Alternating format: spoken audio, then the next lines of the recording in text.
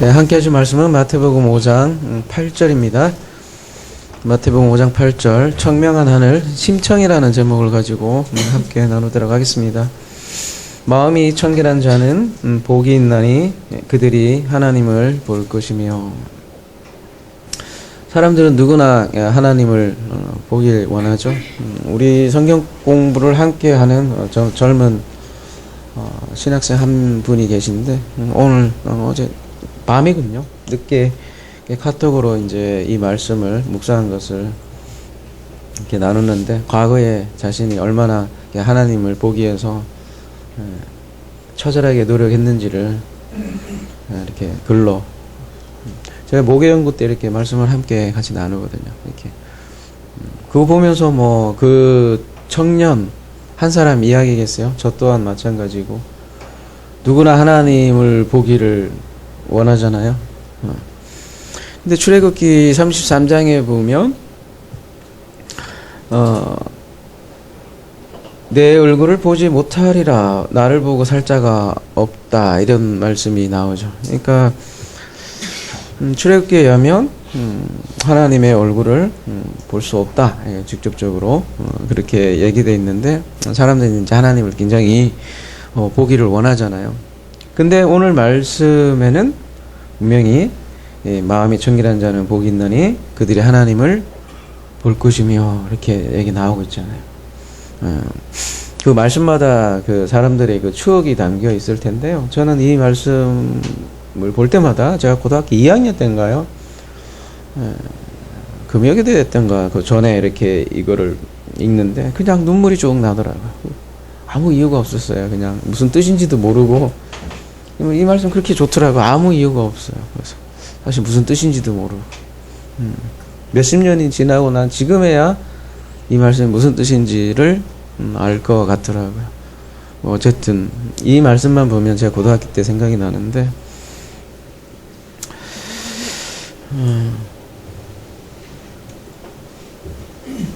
오늘 말씀을 언뜻 보면 이렇게 마음을 이렇게 비우면, 마음이 깨끗해지면 이렇게 하나님을 볼 것이다, 뭐 그런 뉘앙스를 느끼잖아요.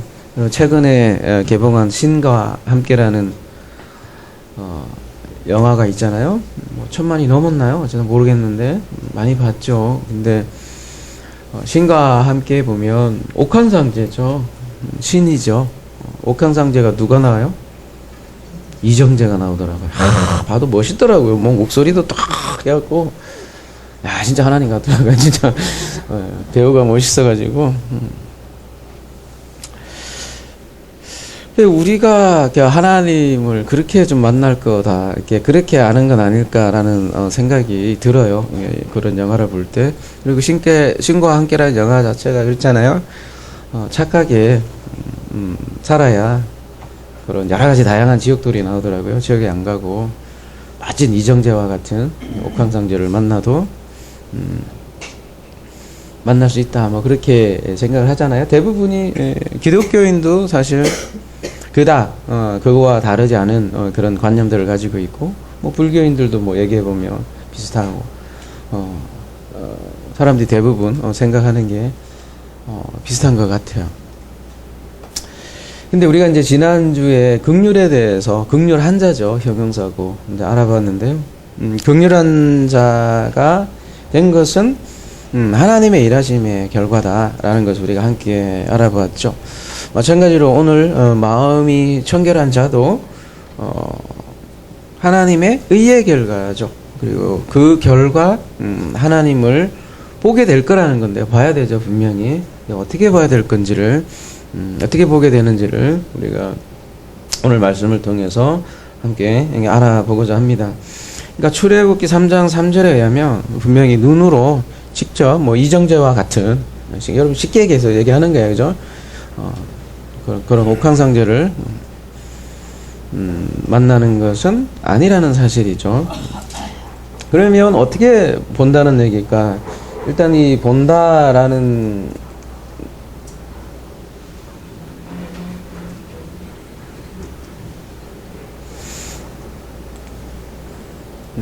단어를, 이 호라오라는 단어를 쓰고 있는데요. 호라오는 다양하겠어요. 물리적으로 우리가 여기도 뭐가 또 뜨네. 돋보기야 그동안 도마왔어. 이렇게 돋보기로 보듯이 호라호 보는 것도 호라호를 많이 쓰고요. 굉장히 많이 쓰고. 근데 이제 호라호는 다양하겠어요. 마음으로 보는 것도 호라호를 쓰고 있고요. 보는 거 이제 마음으로 보는 것뿐만 아니라 어떤 걸 뭔가 의식하고 경험하고 그런 거를 다 통틀어서 보다라고 이렇게 쓰는 거죠. 근데 오늘 본문은 마음이 청결한 자는 복이 있나니 이렇게 앞에 그 마음이 이렇게 표현이 되어 있고, 그래서 우리가 마음이 청결한 자는 마음으로 하나님을 본다는 얘기가 되겠죠. 호라호라는 게. 그래서 오늘의 키워드는 이 마음이 될 것 같아요. 오늘의 키워드는 도대체 마음은 무엇인가 물어본다면 성경은 일단은 그 마음을 예레미야 가볼게요. 인간의 마음을 그렇게 긍정적으로 보지는 않네요. 어떻게 보냐면 예레미야 17장 9절에 만물보다 거짓되고 심히 부패한 것은 마음이라 누가 능히 이를 알리오마는. 그냥 부패한 것으로 이렇게 그리고 있네요. 왜 이렇게 부패했을까? 이사야 23장 29장이네요. 29장 13절에 보면요, 이런 말씀이 있네요. 주께서 이르시되 이 백성이 입으로는 나를 가까이하며 입술로는 나를 공경하나 그들의 마음은 내게서 멀리 떠났나니 그들이 나를 경외함은 사람의 계명으로 가르침을 받았을 뿐이라. 그러니까 나에게서 멀리 떠났다. 그들의 마음이 이렇게 얘기를 하고 있어요. 왜요? 그들은 경외를 하는데 사람의 계명으로 가르침을 받아서 나에게서 멀리 떠났다. 이스라엘인들은 율법을 철저히 지켰는데도 불구하고 하나님의 마음과 멀어졌다라고 진술을 하고 있고, 그 이유가 하나님의 계명을 사람의 계명으로 배웠기 때문이다. 그렇게 얘기하고 있고, 성경에서는 그것을 마음이 불결하다 그렇게 얘기를 하는 거예요. 마음이 청결하다라고 얘기하는 이 카다로스는요, 밑에 보면 깨끗한, 정결한, 순결한 이런 말이 있는데요. 요 반대 뜻이 아가달토스인데요. 그 악한 영 할 때 아가달토스를 쓰잖아요. 그 앞에 아자가 붙어서 부정에다가 카다로스 붙은 거라고요. 그러니까 그 반대되는 건데, 그러니까 악한 영 할 때 아가타토스 쓰듯이 반대 개념으로 깨끗하다라고 할 때는 깨끗한 말씀, 그 성령이 푸뉴마 하기어 쓰잖아요. 그 깨끗한 그런 뜻이겠죠. 근데 뭐가 이렇게 깨끗하고 더럽냐? 마태복음 23장에 가보면요,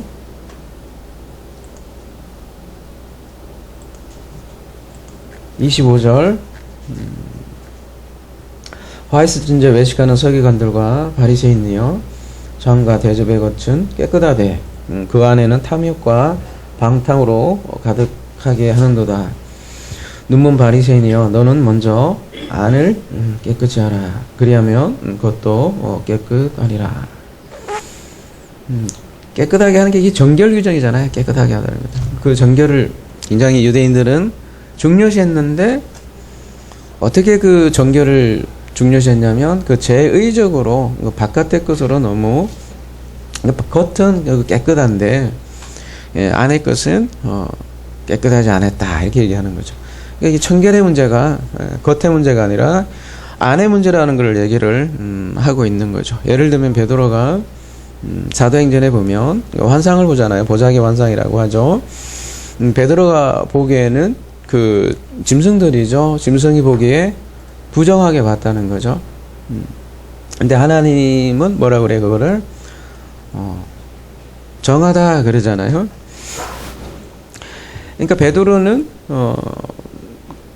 아까 그 사람의 계명이죠. 그 다음에 유대인의 전통으로 봤을 때 그런 음식들은 부정한 것으로 봤고, 또 그 이방인들도 부정한 짐승처럼 취급을 했는데 하나님은 그렇지 않다 그렇게 얘기를 하는 거죠. 그러니까 베드로는 바깥의 것으로 판단을 했기 때문에 부정한 것으로 봤다는 거죠. 그래서 우리가 지금 깨끗하냐 청결하냐 안 청결하냐 문제가 이렇게 안의 것의 문제고 마음의 문제라는 거죠. 우리가 마음 얘기 많이 하잖아요. 한 마음 얘기하고 하나님과 같은 마음이 되어야 된다 그런 말을 많이 하잖아요. 마음이 같아야 뭐 서로 통할 거 아니에요, 그죠? 하나님의 마음인데요. 그 하나님의 마음을, 그러니까 하나님의 눈이라고도 할 수 있고, 보는 것 자체가 보는 걸로 끝나는 건 아니잖아요. 그러니까 하나님의 눈으로 보면 이 부정한 짐승도 베드로가 나중에 정한 짐승으로 바뀌게 되잖아요. 마찬가지로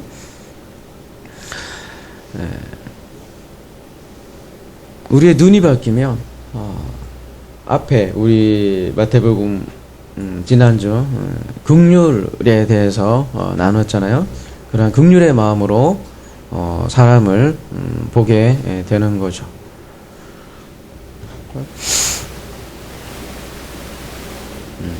우리가 마음 하면 우리 여러분 저를 포함해서 그 사람의 개인적인 한 사람의 마음을 보면 하나님의 마음도 마치 그런 마음일까 이런 생각이 들기도 하잖아요. 조삼모사라는 말도 있는데 막 시시때때로 변하는 그 마음,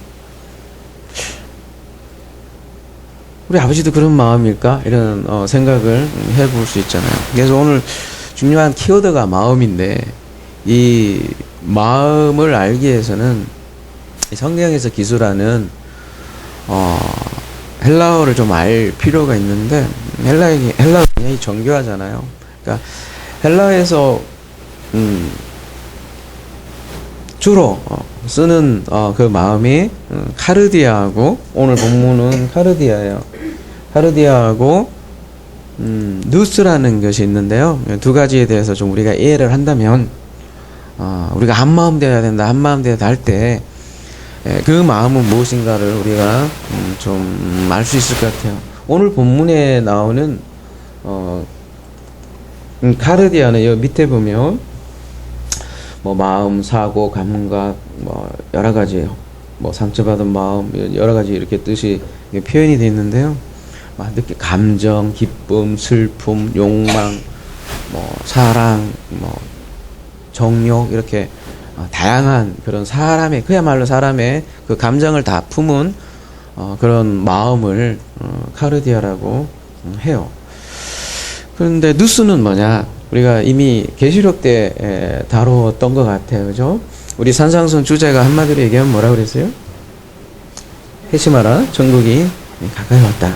예수께서 처음 전한 복음의 내용이고 예수께서 전한 전체의 복음의 핵심이기도 하죠. 천국에 대해서 말씀하셨어요. 그리고 그 앞에 보면 회개하란 말이 있는데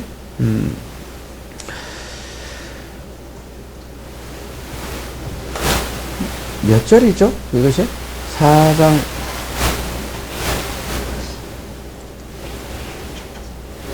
찍을까? 25?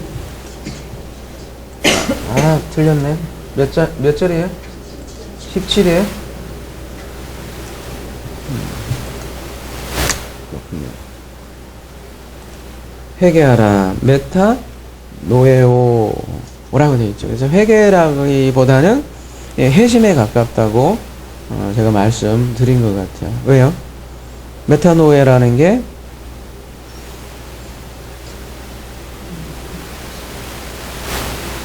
회심을 일단 이제 한자로 쓰면 이렇잖아요.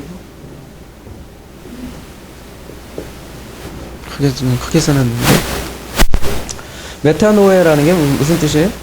여러분 회개는요?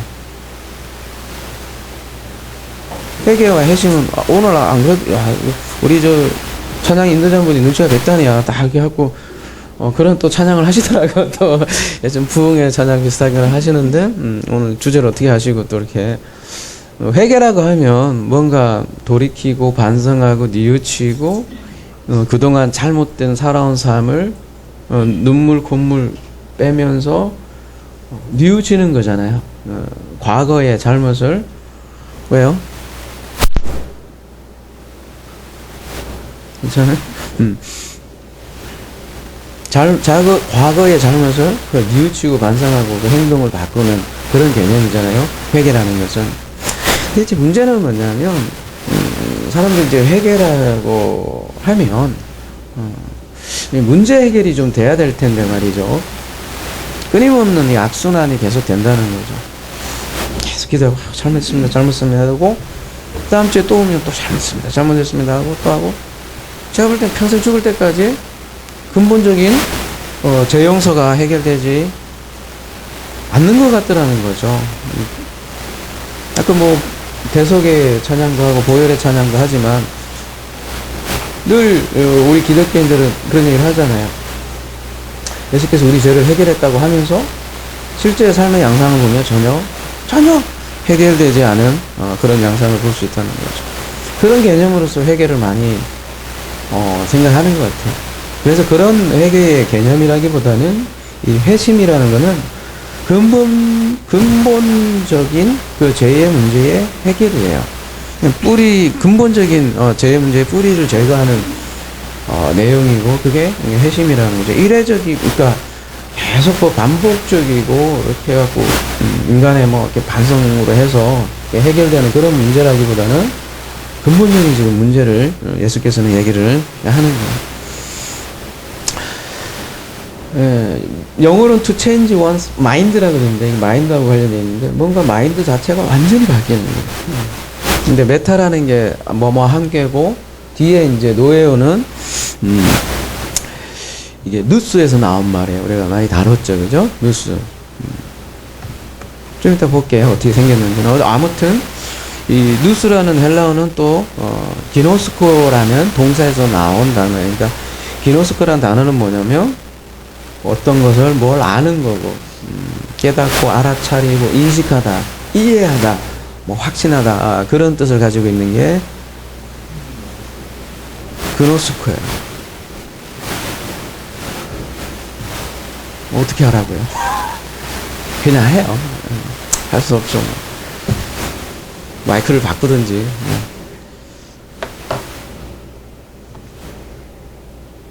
혹시 모르니까 그러면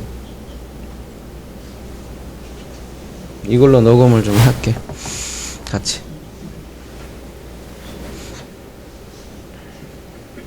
어디까지 했냐? 그 소음 때문에.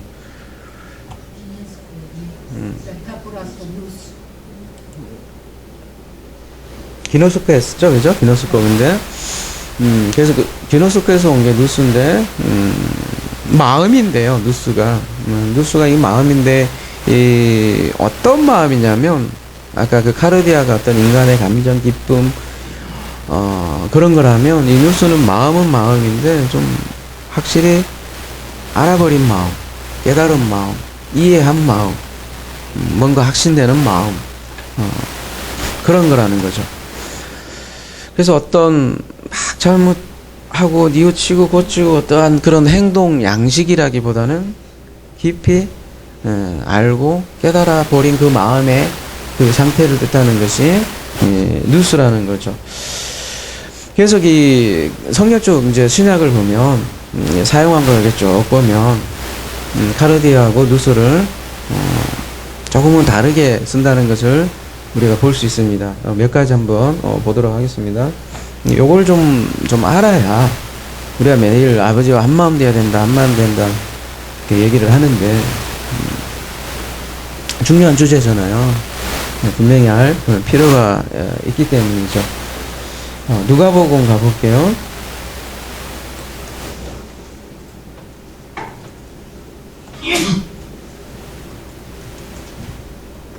저희가 서로 말하되 길에서 우리에게 말씀하시고 우리에게 성경을 풀어주실 때 우리 속에서 마음이 뜨겁게 아니하느냐. 이렇게 하면 여기에는 카르디아라는 말이 있습니다. 그러니까 마음이 뜨거운 거야. 막. 우리 흔히 은혜 받았다고 할 때 마음이 막 뜨거워진다 하잖아요. 뭐 그런 거예요. 이쪽에서 하면요. 진작 말씀하셨죠. 이렇게 하면 너무 붙여서 그러는 거예요, 그러면?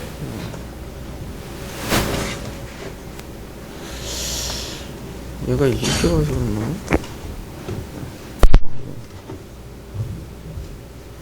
됐나요? 영 끊기네요. 어디까지 했지? 부흥회까 얘기했나? 부흥회면 막 마음이 뜨거워지고 그럴 때 가르디아가 뜨거워졌다 하는데, 누가복음 24장 32절에서 이제 마지막에 이제 또 부분에 보면 이게 좀 정리가 돼요. 어떻게 얘기를 하냐면, 이에 저희 마음을 열어 성경을 깨닫게 하시고, 이걸로 마무리하는데, 이때는 또 누스라는 단어를 쓰고 있는데요. 여러분 눈여겨보실 것은, 이 누스가 나올 때는 어떤 단어가 함께 같이 보통 나오냐면, 이렇게 깨닫게 하시고 이런 단어들이 같이 붙어서 나와요. 뭔가 깨달음과 관련되어 있는 게 그 마음이라는 거죠. 그러니까 최종적으로 성경을 깨닫도록 열어주셨다고 할 때 그 마음을 누스로 쓰고 있더라는 거죠. 그래서 빌립보서 4장 7절 한번 가볼게요.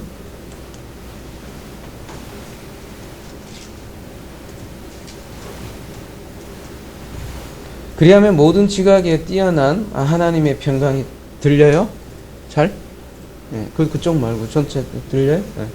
하나님의 평강이 그리스도 예수 안에서 너희 마음과 생각을 지키시리라 이래야 되는데요. 앞에 그리하면 모든 지각에 뛰어난이라고 되어 있는데, 이때 지각을 누스라는 단어를 쓰고 있고요. 이것도 마음이죠. 근데 여기서는 지각이라고 표현되는데 영어로는 understanding이라고.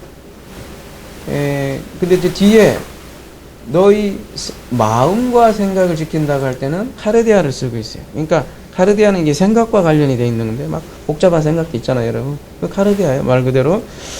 근데 지금 빌립보서 4장 7절은 이 누스는 하나님의 평강과 연결하고 있고, 하나님과 연결하고 있고, 그 누스가 카르디아를 지킨다라고 지금 기술을 하고 있더라는 거죠. 그러니까 우리가 하나님의 마음과 하나 된다, 마음과 그 마음을 얘기할 때는 이 누스에 가까운 거예요. 고린도전서 14장 19절에 가볼게요.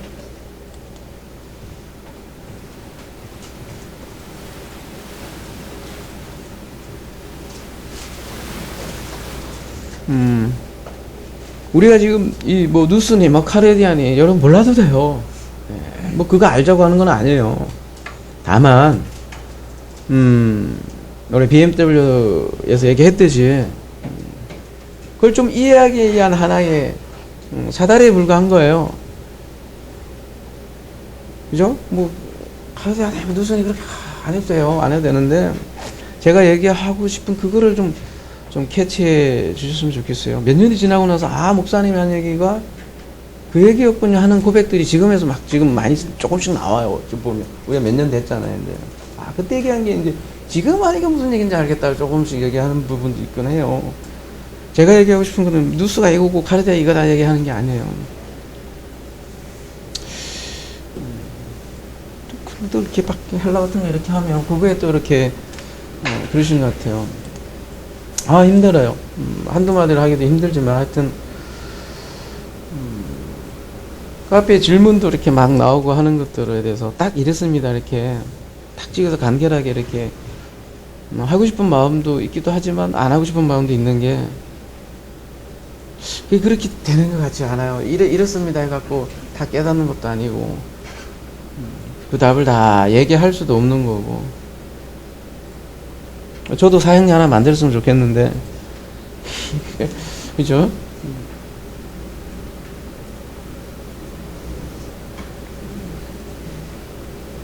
그러나 교회에서 내게 남을 가르치기 위하여 깨달은 마음으로, 여기 누스로 쓰고 있네요. 그죠? 뒤에 뭐라고 그래요?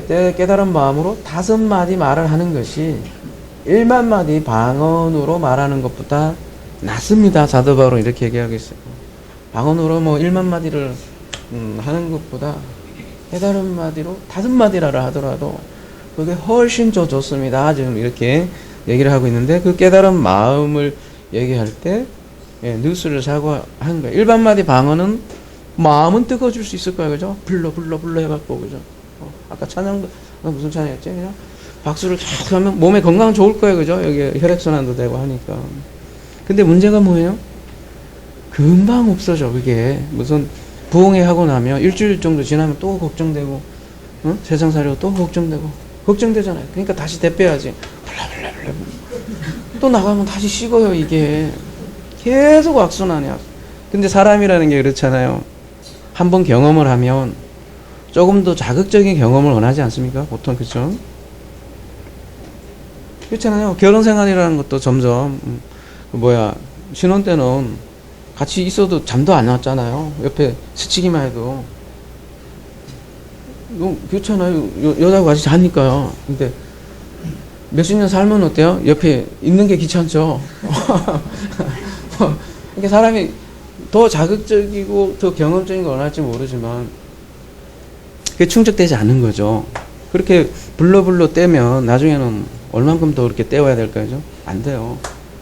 그러니까 근본적인 제 문제 해결이 그런 식으로는 안 된다는 거죠. 그래서 1만 마디 방언, 1만 마디, 100번에, 예전에는 1,000번제라지만, 1,000번의 부흥에 보다 깨달은 말 5마디로, 낫다라고 지금 얘기하잖아요. 여기서 보면 누스와 함께 또 깨달음이라는 얘기가 같이 연결이 되어 있고요. 고린도전서 1장 10절 가볼게요.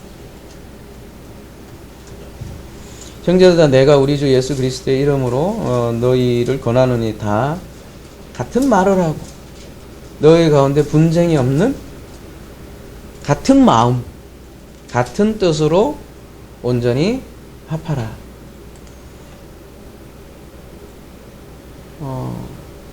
이때 뭐를 쓰고 있냐면 이때도 같은 누스 또 같은 여기 뭐라 그래요? 그노메. 그러니까 누스하고 그노메하고 지금 같이 묶여서 얘기를 하고 있단 말이에요. 그러니까 그노메라는 뜻이 뭐예요? 그노미야? 네. 이것도 그노스코에서 온 거예요. 그노메가. 그러니까 그노스코가 아까 뭔가 아는 거잖아요. 그러니까 암과 관계이 돼 있는 게 누스는. 그러니까 내 사시사철 변화는 내 마음의 그런 거라기보다는 그 변화하지 않는 그 마음. 이걸 한마디로 참 말하기 어렵지만 그래서 비유로 얘기할 수밖에 없겠죠. 좀 뒤에 더 얘기하기로 하고 이 마음과 그래서 뜻 이게 좀 교회 얘기하는 얘기잖아요. 같은 말하고 같은 마음 같은 뜻으로 합하라 했는데 이게 교회예요, 여러분. 그 마음이 하나면 분쟁이 있을 수가 없어요. 우리가 대부분 싸우는 것은 말이 다르기 때문이에요. 그리고 그 마음이 달라요. 조삼모사 마음끼리 얘기해봐야 싸우죠. 그렇죠? 로마서 12장 2절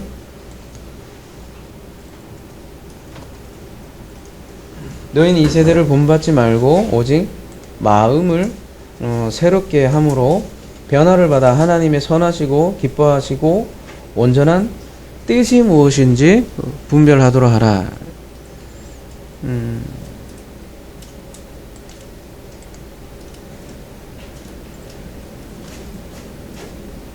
새롭게 하다 이렇게 했을 때 아나카이노시스 이렇게 돼 있는데요. 아나 위에 플러스 뭐예요? 카이노스인데요. 카이노스가 새하늘과 새 땅 할 때 그 새인데 질적으로 완전히 새로운 걸 얘기해요. 그러니까 이의 것으로 새롭게 되는 게 새롭게 함인 거예요. 그래서 이의 것으로 새로워진 뭐래요? 누스인데 그러면 그 하나님의 선하시고 기뻐하시고 온전한 뜻이 무엇인지를 분별한다 이렇게 나오잖아요. 아까도 마찬가지 그놈에 하고 연결이 되어 있듯이 이것도 뜻과 이렇게 연결이 되어 있고 분별과 연결이 되어 있고 그렇다는 거예요. 그 마음이. 그러니까 우리가 마음 얘기할 때는 그 단순한 그 인간의 감정적인 마음을 생각하시면 안 돼요, 여러분이.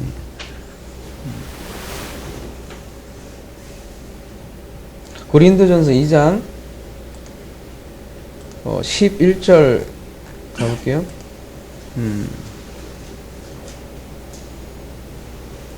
빨리 볼게요. 사람의 일을 사람의 속에 있는 영 외에 누가 알리요? 이와 같이 하나님의 일도 뭐가요? 하나님의 영 외에는 아무도 알지 못하느니라. 우리가 세상의 영을 받지 아니하고 오직 하나님으로부터 온 영을, 제가 이렇게 강하게 하는 건 좀 여러분 기억하시는 거요? 받았으니 이는 우리로 하여금 하나님께서 우리에게 은혜로 주신 것들을 알게 하려 하심이라. 우리가 이것을 말하거니와 사람의 지혜가 가르친 말로 아니하고 오직 성령께서 가르친 것으로 하니 영적인 일은 영적인 것으로 분별하느니라. 육에 속한 사람은 하나님의 성령의 일들을 받지 아니하나니 이는 그것들이 그에게 보임이요 또 그는 그것들을 알 수 없나니 그러한 일은 영적으로 분별되기 때문이라. 신령한 자는 모든 것을 판단하나 자기는 아무에게도 판단을 받지 아니하느니라. 그 다음에 누가 주의 마음을 알아서 주를 가르치겠느냐? 그러나 우리가 그리스도의 마음을 가졌느니라 하겠다. 이때도 둘 다 누스를 쓰고 있어요. 근데 사도 바울은 지금 앞에 하나님의 영 이렇게 계속 얘기하면서 마지막에는 그 누스에 대해서 얘기를 하고 있는 거죠. 그래서 사도 바울은 누스와 또 성령을 연결해서 말하고 있다는 사실이죠. 그래서 하나님의 영으로 우리가 그 그리스도의 마음, 누스를 가지는 것이다 라고 이렇게 얘기를 하고 있다는 거죠. 카르디아를 가졌다고 얘기는 하지 않네요. 그죠? 그래서 정리하자면 메타노에는 그러니까 함께 생각하고 같은 마음을 가지는 것을 메타노에라고 얘기를 하는 거예요. 그 누스, 이게 심이에요. 심. 뭐 굳이 이제 얘기하자면 그 누스와 함께하는 것, 메타, 연합하는 것을 심이라고 얘기를 한다는 거죠. 그러니까 단순히 도덕적인 잘못을 뉘우치는 정도가 아니라 그걸 뛰어넘는 거죠. 훨씬 더 근본적인 개념이고 그 아버지의 마음, 그 누스와 연합하는 것을 회심이라고 그러고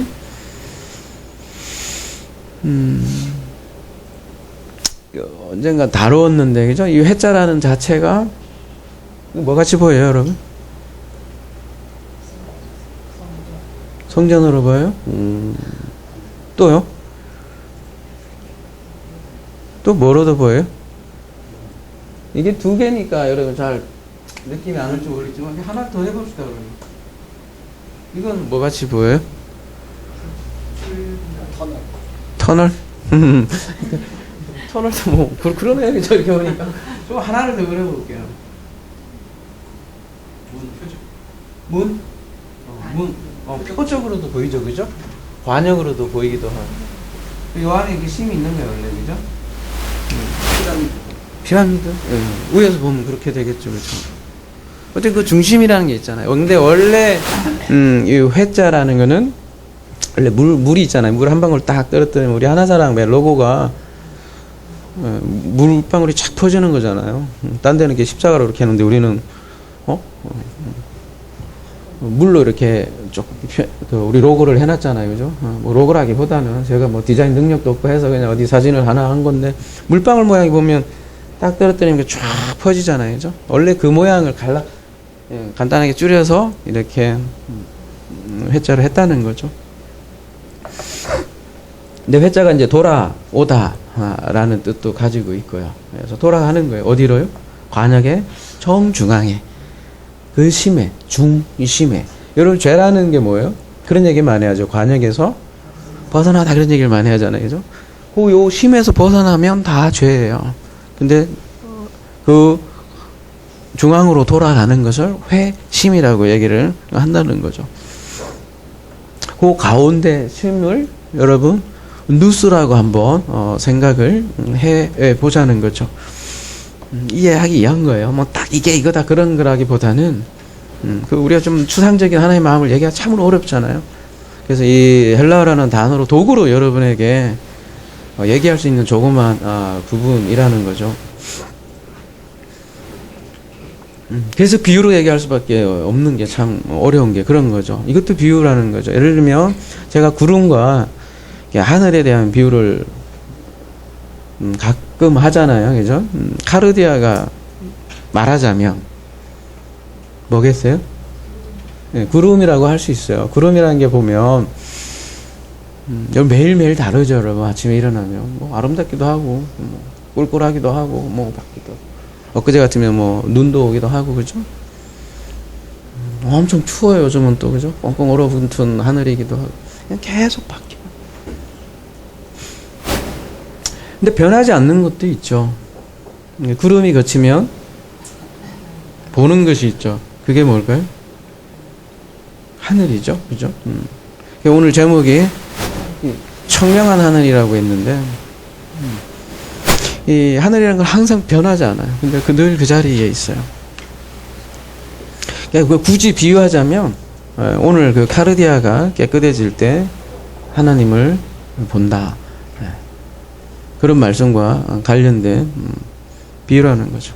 뭐 이런 고백들도 있더라고요. 우리 카페에 2년 지나고 요 글로 다시 보니까 BMW 옛날에 했을 때는 마이너스 시력으로 봤는데 그때는 무슨 소리인지 모르겠는데 지금은 1.5가 된 기분이다. 이렇게 해서 댓글 하시는 분도 있고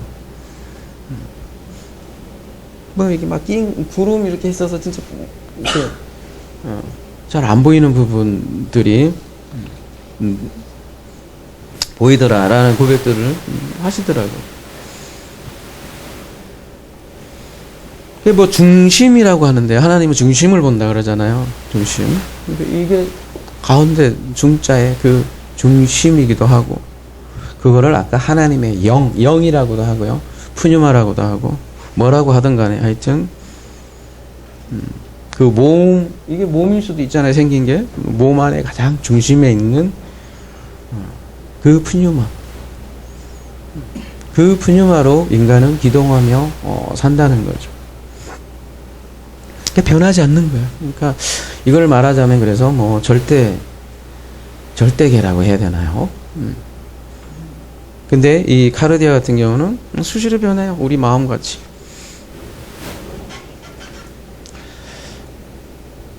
물로 비유를 하자면 이렇게 이해하면 조금이라도 이해가 되실라나요? 바다가 있잖아요. 출렁출렁하잖아요. 물결은 늘 변하잖아요. 그래도 변하지 않는 한 가지 변하지 않는 것은 무엇일까요? 그 바다 전체 큰 자체 하나는 변하지 않는다는 거잖아요. 근데 우리는 그 전체 바다는 보지 못하고 그 출렁출렁이는 그 파도 아래서 어떻게 사는 거예요? 죽을 똥 살 똥 사는 거예요. 사람은 전체를 못 봐요.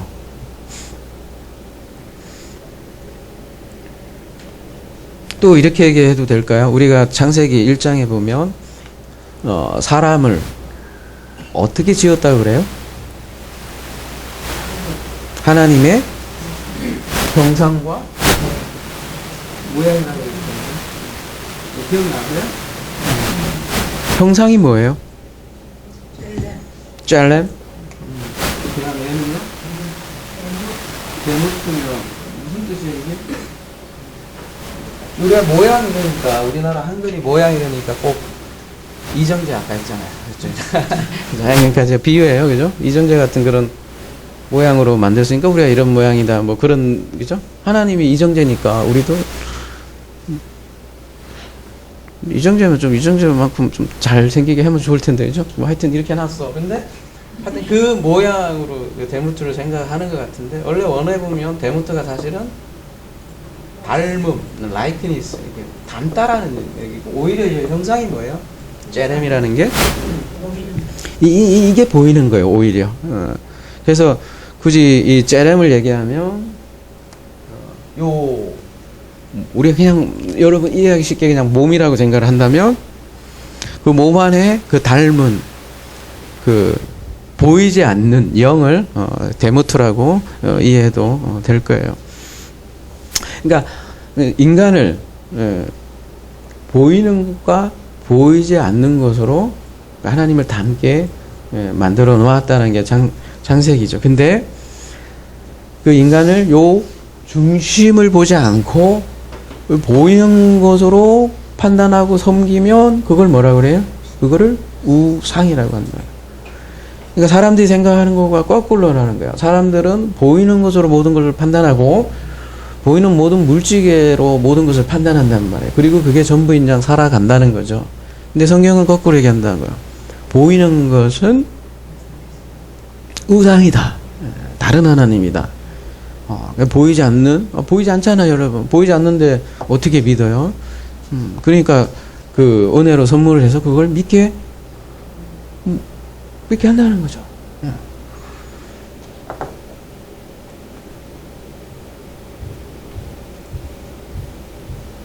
그래서 우리가 그 회심, 그러니까 그 마음으로 돌아가면, 그 마음을 가지면, 그 마음으로 드디어 세상을 보게 된다는 거예요.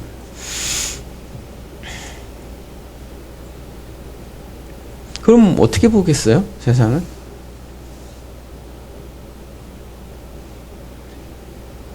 중심을 본다면서요, 그죠?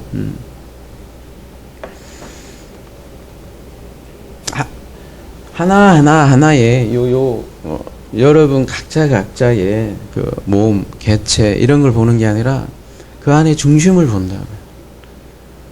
근데 그 중심은 하나예요, 하나. 한 영이고 한 마음이고 한 뜻이에요.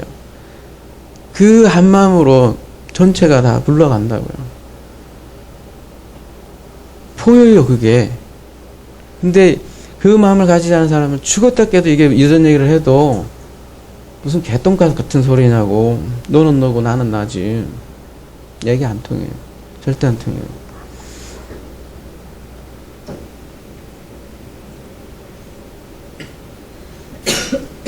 그냥 우리 한마음 된다 이러면 그냥 어떤 정도로 생각하나요? 그냥 너하고 나하고 뭐 생각하는 게 비슷하고 뭐 취미가 비슷하고 그 정도로 생각할지 모르겠는데 아예 존재 자체예요.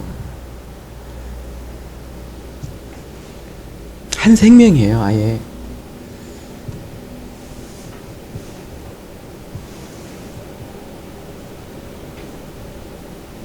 이게 되게 어려워요. 이 말은 쉬운데, 그죠? 지금 제가 하는 말 속에 사실 뭐 여러 가지 질문을 많이 하잖아요. 카페도 보면 죽어서 부모를 만나요 어쩌고 막 뭐 질문들을 많이 하는데 오늘 말씀만 정말 잘 되새겨 보세요. 다 자답이 나오는데 한마디 하려니까 좀 깝깝해서 내가 글을 못 쓰는 것 뿐인데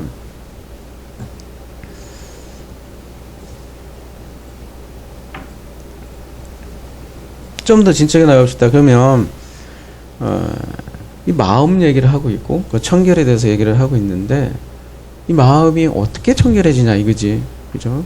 누구는 청결하고 싶지 않나요, 그죠? 시편 24편 가볼게요.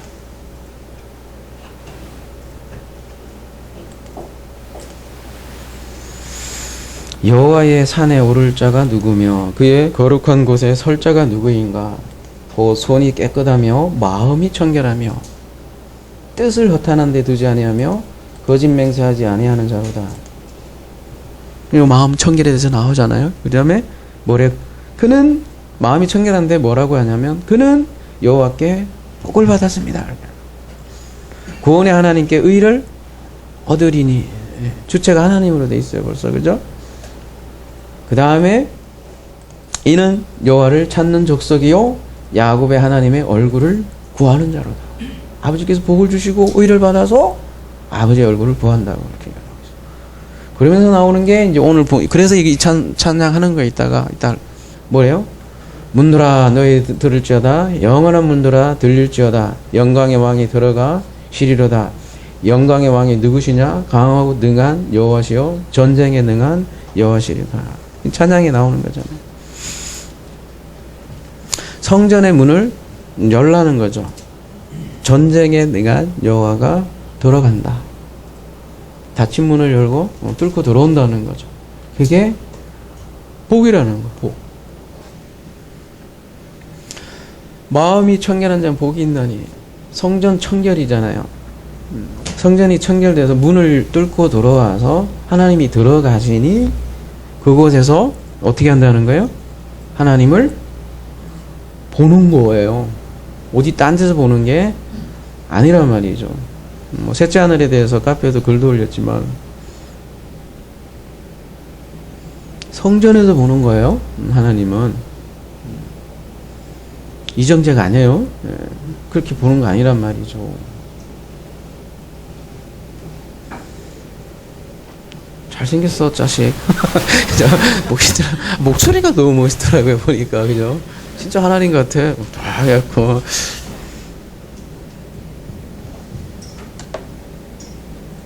근데 이게 그러니까 우리의 문을 열어서 전쟁이죠. 그리고 전쟁을 통해서 이따 오후에 창세기도 같은 맥락의 말씀인데요.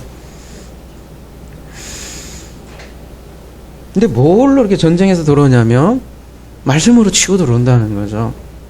요한복음 가볼게요.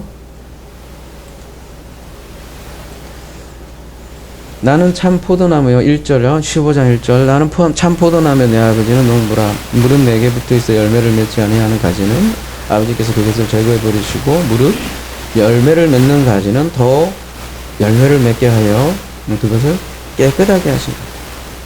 그래서 청결에서 얘기하는 데죠. 너희는 내가 일러준 말로 이미 깨끗해졌으니 그리스도의 말씀으로 사람을 깨끗하게 한다는 거죠. 아까 사람의 계명으로 이사야서에서 그죠? 하나님의 계명을 이 사람의 계명으로 다 바꿔서 율법을 다 사람의 계명으로 바꿔서 그걸 섬기고 있어서 사람의 마음이 심히 부패해졌고 아버지와 멀어졌다는 거죠. 그러니까 그 사람의 계명을 그리스도의 말씀으로 다시 정화시키는 작업이 이 산상수훈이 되는 거죠. 그동안 우리가 들어왔던 그 율법, 그게 더러운 말씀이죠. 더러워진 말씀을 이 예수 그리스도의 말씀으로 우리의 산상수훈이 그래서 귀한 거예요. 다 너희는 이렇게 들었으나 내가 다시 너희를 깨끗하게 하노니 이렇게 말씀을 하신다는 거죠. 그렇게 깨끗하게 하는 거예요. 왜요? 말이 영이요 생명이라 이렇게 요한복음 6장 63절에서는 이렇게 얘기를 하고 있습니다. 그 말씀이 영이에요. 그리고 생명 자체예요. 생명 자체.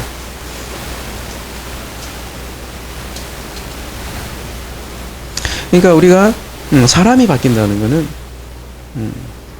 마음이 바뀌는 거잖아요. 쉽게 얘기하면. 근데 그 마음은 뭐 어떻게 그래요? 그거의 표현 양식이 말이겠죠. 말이 마음을 다 담지는 못하겠죠. 또 어떤 행동도 그 말을 다 담지는 못하겠죠. 근본적인 게 마음인데 마음이고 생명이 생명. 그리고 말씀이고요. 근데 아까 시편에서도 그렇고 이게 안 바뀐다는 게 사람의 근본적인 그 마음 불가능해요, 여러분. 제가 얘기하는 거 이해하는 것조차도 불가능한 얘기예요. 이해되지 않는 얘기예요. 그래서 성경에서는 이로부터 나야 합니다. 이로부터 나야 합니다. 계속 그렇게 얘기를 하는 거죠. 그러면 이정죄가 아니라면 하나님은 어떻게 보냐? 그죠? 요한복음 1장 18절에 보면 본래 하나님을 본 사람은 없으되 본 사람이 없으되 아버지 품속에 있는 독생하신 하나님이 나타내셨느니라. 육안으로 하나님 직접 보는 게 아니라 말씀 육신인 아들을 통해서 아버지를 보여줬다라고 이렇게 얘기를 하고 있습니다.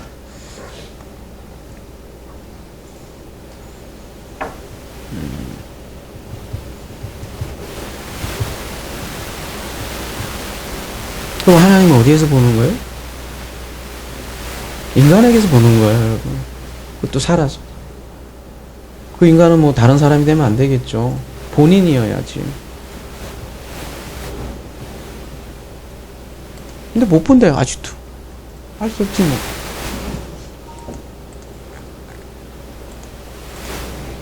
가까운 데서 답을 못 찾으니까 자꾸 돌아다니는 거죠. 떠돌이 방랑생활 하는 거죠. 안식이 없죠. 출애굽기 24장 9절에 모세와 아론과 나답과 아비후와 이스라엘 장로 70인이 올라가서 이스라엘의 하나님을 보니 봤어요. 그의 발에 천국을 편듯하고 하늘같이 청명하더라. 제목이 청명인데 그죠?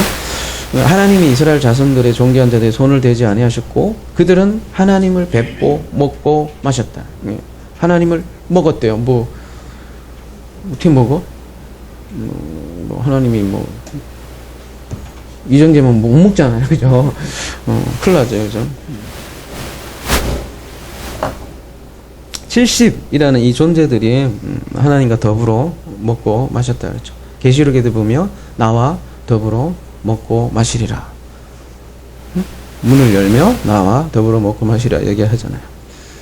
이랬을 때 하나님을 봤다는 얘기는 바로 호라호했다는 얘기예요. 호라호했다는 얘기. 그러니까 이 청명한 하늘이라는데 비유로 말하자면 하늘에 모든 구름이 거치니까 그 청명한 그 하늘을 봤다는 거죠. 그 사람의 계명으로 다 가려진 그 다른 하나님이라는 그 구름들이 싹 거치니까 청명한 하늘이 보이더라는 거죠. 마음이 청결한 자는 복이 있나니 그 마음이 청결한 자가 누구겠어요? 곧 예수 그리스도예요. 여러분 심청전 오늘 제목은 이제 심청이라 한 이유가 그거죠. 여러분 심학교가 누구 때문에 눈을 떠요? 말하자면 심청이의 어떻게 보면 희생이잖아요. 우리 성경으로 말하면 십자가 죽음으로 인해서 거긴 바다 죽음이고 그죠? 심청이의 죽음으로 인한 심학교의 눈뜬 봉사된 심학교 눈뜨는 스토리가 심청전이잖아요. 완전 복음이죠, 그죠?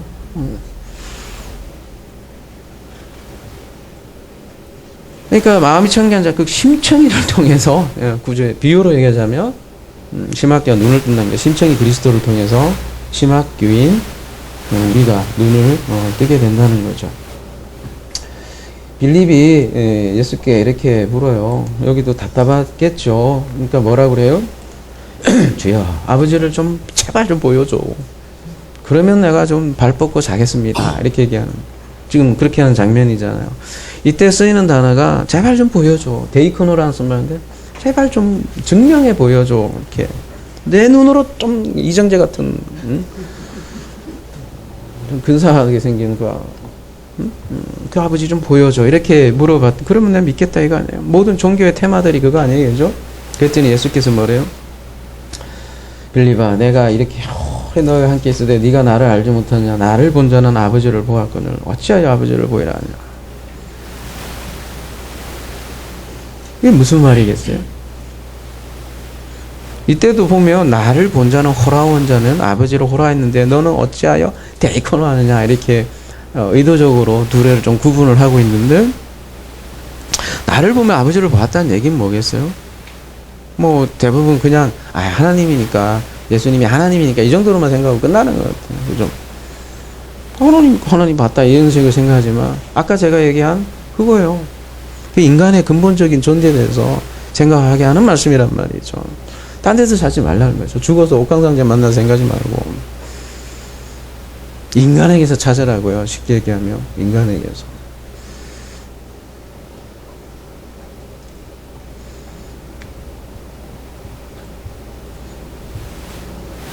굉장히 도전적인 말씀이잖아요. 그죠?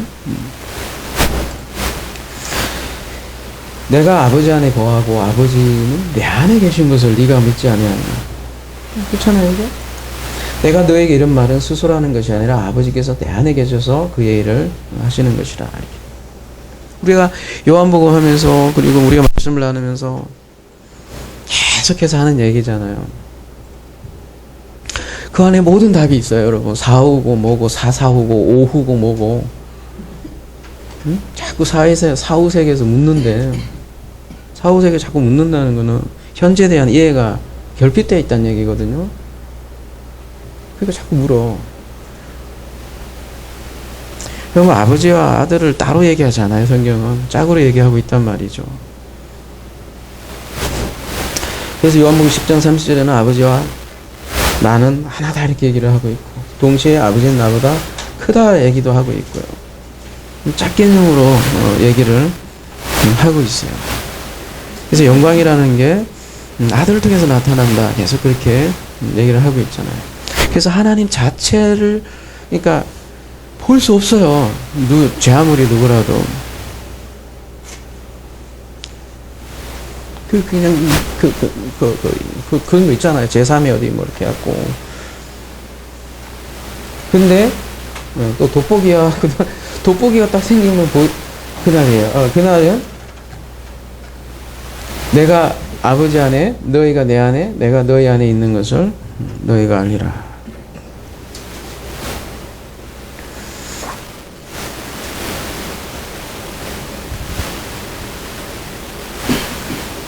이거 뭐 누가 알려줘서 하는 것도 아니고요.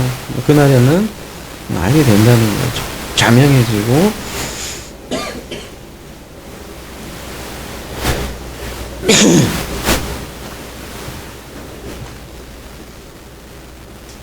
그게 호라오라 그래요, 여러분. 호라오. 그래서 본다는 거는 단순히 눈에 본다는 게 아니라 우리가 본다는 거 그렇잖아요. 어떤 걸 인식하는 거고 다 깨닫는 거잖아요. 근데 이게 본다는 게 어디 뭐 눈으로만 인식해서 아는 건 아니잖아요. 모든 오감이 다 작동을 해서 보고 알고 맛보고 깨닫고 아는 거잖아요. 그죠? 그런 모든 총체적인 그렇게 알아가는 거를 본다라고 그러지. 단순히 그 이정재 같은 옥황상제를 본다 그런 개념이 본다가 아니라고.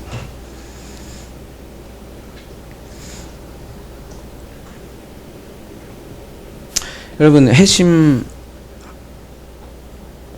천국이 가까이 왔다 이렇게 해야 되는 거죠. 회심 곧 그러면 천국이 현실이 된다는 거죠. 현실이. 먼 훗날이 아니란 말이에요. 지금 그걸 아주 고상한 표현으로 그 천국을 사는 존재님들을 뭐라 그래요? 그거를 하늘님들이라고 한다. 막 뭐 네가 하나님이냐 막 이렇게 그렇게 할지 모르겠지만 제가 말하는 것은 요 중심을 얘기하는 거예요. 껍데기 이런 거 다 사멸해요.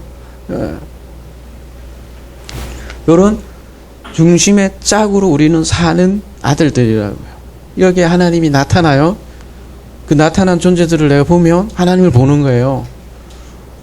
얼마나 신중해요. 그러니까 얼마나 이 사람이라는 존재가 고귀하고 얼마나 나에 대한 행동이 절대 책임에 무한 책임으로 이어지냐고요. 그걸 알면요. 예수께서 작은 자에게 행한 것이 다 나에게 행한 거다. 윤리의 문제가 근본적인 근본의 파우더라면 그 사람의 존재를 봐야 뭐 이웃사랑을 얘기하든지 말든지 하지. 그렇잖아요? 사람을 누구로 볼 거냐 문제라는 거죠. 그 외에 반대되는 존재들을 뭐라 그래요?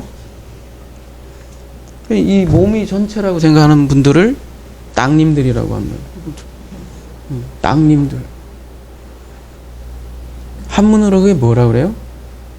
지옥. 지옥이란 게 무슨 뜻이에요? 땅지자에다가 갇힐 옥자예요. 땅에 갇힌 님들.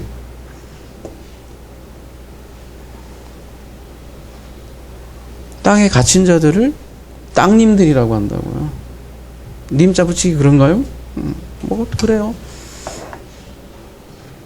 그래서 땅님으로 사는 한 아무리 회개하고 은혜가 풍성한 해도 땅인 거예요. 회심은 그렇게 이루어지지 않아요. 그렇지 않습니까? 자기가 계속 거지라고 생각하는데 아니 거지로 살 거 아니에요. 평생. 신분이 변하지 않는 한 왕의 생활을 어떻게 하냐고요. 그래서 땅님들이 하늘님들로 장소 이동하는 게 승천이라고 한다고요. 성경에서는. 그래서 에베소서에서 2장 6절에서 사도 바울이 너희는 하늘에 앉힌 자다. 과거로 선포하고 있다고요. 그걸 비유로 애벌레와 나비로 얘기를 하잖아요. 똑같은 이 땅에 사는데 애벌레로 사는 족속들이 있고 나비로 사는 그 비유가 꽃들에게 희망을이라는 또 책을 통해서 우리에게 좀 또 알려주잖아요. 그죠? 그런 진리들이 각종 소설에도 많아요. 미운 오리 새끼 보세요. 쥐가 뭐예요? 백조야. 근데 계속 미운 오리 새끼로 사는 거야, 얘가. 환장하는 거지, 그죠? 근데 백조야, 얘가. 우리 인간도 마찬가지란 말이야. 그 중심이 뭐냐고, 도대체.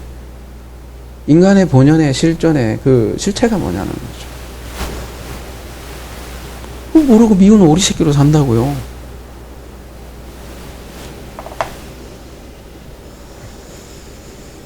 하늘님들 이러면 신성 모독이다 이렇게 얘기할 줄 모르겠지만 예수께서 그 얘기하다가 돌아가신 거라니까 여러분. 이것도 굉장히 내가 아주 절제해서 얘기하는 거예요. 하나님도 아니잖아. 하늘님이잖아. 근데 이것도 좀 거부스러우면요 그냥 마음님들이라고 할게요. 그냥 그러면 좀 낫나요? 응? 어때요? 마음님들?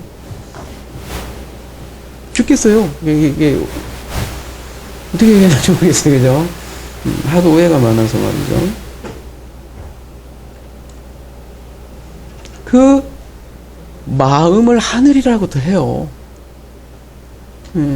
그 하늘이 몸에, 그죠? 땅이라고 하고, 담은 이들을 아들이라고 하고요. 근데 이 아들의 근원이 아버지이기 때문에 아버지가 더 커요. 근원이기 때문에. 우리가 보이는 것 자체가 우리가 꼴랑 보는 거 해봐야 3초1밖에 더 돼요.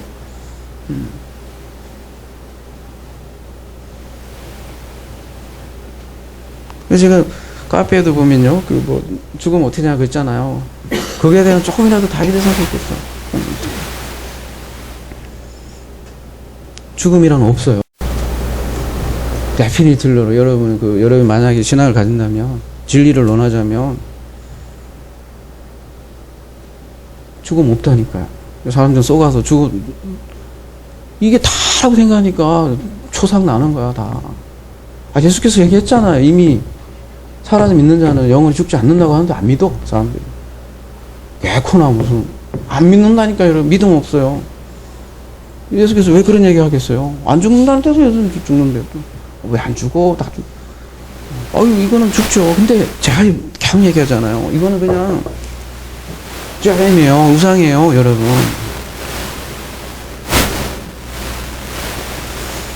물의 파도는 사라졌다고. 사라지는데 파도는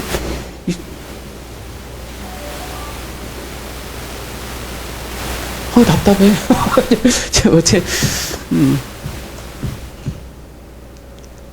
자꾸 사후에 대해서 물으니까 죽음 없어요. 그냥 그렇게 생각해서 아예 그냥 어디 가서 부모 만날 생각도 하지 마요. 그냥 아예 차라리. 예수께서 그러잖아요. 야, 형제 아내가 되고 제가 계산해봤어요. 그러면 오늘 아침에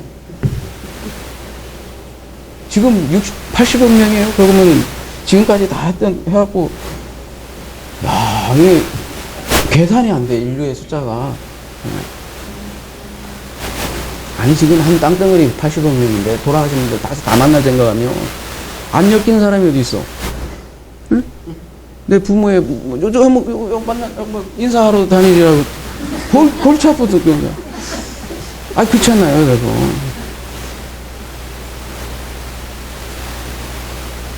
우스갯소리가 아니라 우리 근본적인 진리에 대해서 우리가 좀 다시 한번 묵상해보자는 거죠. 왜 남들이 생각하는 그런 나의 존재에 대해서 그렇게 자꾸 붙잡는 거죠. 우리 맨날 자기 부인 하잖아요. 자기 부인 도대체 뭔데? 그냥 성질 좀 죽여갖고 겸손해지는 거예요? 말 그대로 자기 부인이에요. 근데 왜 자기 부인 못해요? 왜 자기가 전부이냐? 자기 걸 다 붙들고 있냐고요. 그거 없어지니까 죽음이네, 막. 내가 존재도 아니라며. 아무 존재도 아니라며. 존재나 하야이신 하나님밖에 없다며. 그 존재가 부인되는 게 무서운 거죠, 사람들은. 자기 버리는 게 무서운 거예요. 자기 없어지는 게 아직도 무서운 거예요. 그쵸? 존재는 하나님밖에 없다며. 내가 그렇게 얘기해도 예수께서 하신 말씀이 다 괜히 한 얘기 아니에요. 부모나 형제나 자식은 나보다 더 사랑하잖아요. 다 존재의 연장 아니냐고요. 그거의 가장 깊은 존재는 나라고요. 내가 최대의 우상이라니까, 여러분. 내가 바로 사탄이라고 얘기하는 이유 자체가 그런 거예요. 다른 하나님의 최고의 절정은 자기예요. 이 얘기 정말 어려워요. 암만 얘기해도. 내가 없어진다 생각하니까 이게 깝깝하고 두려운 거란 말이에요. 근데 성경에서는 내가 없어져야 절대 평안이란 말이에요.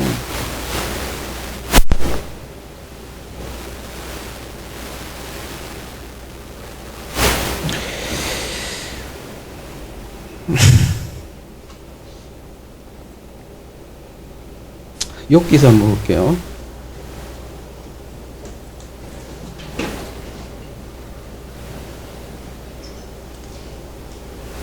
뭐 오늘 말씀 어려운 말씀인데 받을 분은 받으시고.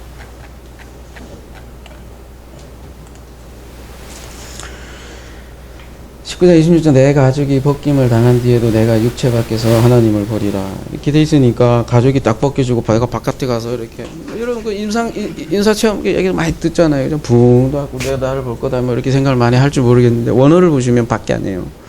킹제임스 버전은 그래도 내 육체 안에서 하나님을 보리라 이렇게 번역을 했더라고요. 맴 전치사로 돼 있어요. 뭐 밖에요, 밖에는. 이게 무슨 얘기예요, 욥기가? 엄청나게 고통 가운데서 있는데도 나는 하나님을 본다는 얘기예요, 이게. 어디 뭐 죽어서 나중에 이렇게 붕 떠갖고 저 3년 때 그 임사체험한다 그런 얘기가 아니라 내가 지금 차라리 고통을 당하고 있지만 그 가운데서 하나님이 인자함을 내가 볼 거다. 그 얘기예요. 그 얘기는 무슨 얘기냐. 지금 우리 삶이 굉장히 고통스럽게, 살아가는 이 삶의 현장에서 우리는 반드시 하나님을 욥이 보았듯이 나중에 찾아오잖아요. 여기에서 보는 거란 말이에요, 여기서. 그렇게 볼 때, 나는 아무것도 아니네. 그러니까 하나님이 오셔서 그러잖아요. 야, 내가 천지창조할 때도 엄마 봤어? 뭐, 있잖아. 야, 뭐, 바다가 구름 박스를 봤어? 얼음 박스를 봤냐? 뭐, 그런 얘기들이 뭐, 거창한 창조 얘기도 하지만, 거꾸로 얘기하면, 별 얘기하는 그거잖아요. 야, 저 아무것도 아니네.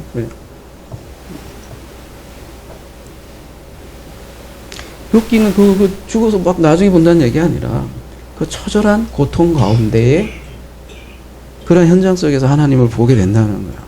그러니까 천국의 삶에 천국을 보는 거는 다른 어떤 이상한 데가 아니라 구약에서 어디 하나 그런 데 있으면 저한테 갖고 와보세요. 천국 어디 가서 뭐 이렇게 하는지 옥강상제가 있는지 하나라도 찾아서 저한테 와보세요. 굉장히 현실적이에요. 구약이. 산자의 하나님이다. 아브라함의 하나님이다. 이삭의 야곱의 하나님 아니냐. 꽉 얘기해도 죽으면 내 형수의 아들 하면 난 누구의 아내가 되고 어떻게 돼? 그러니까 예수께서 참 하나님도 모르고 성경을 모르는구나 얘기하잖아요. 똑같은 질문들이 지금 우리 애들에게 자꾸 일어난단 말이야. 뭐 그렇게 관심이 많아요. 사후에 대해서. 러빙 빈센트 그러잖아요. 우리가 그 사람의 고의의 죽음에 대해서 얘기하는데 삶에 대해서는 얼마나 얘기를 합니까? 이렇게 얘기하죠. 제발 우리의 삶이라도 제대로 알아보세요. 말씀을 맺겠습니다. 잠언서 4장 23절 말씀하고 마무리하겠습니다.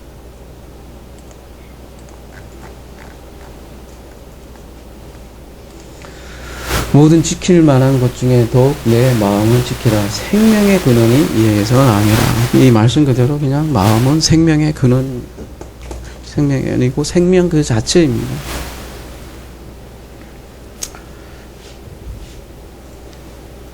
그 생명으로, 그러니까 그 마음을 지키세요.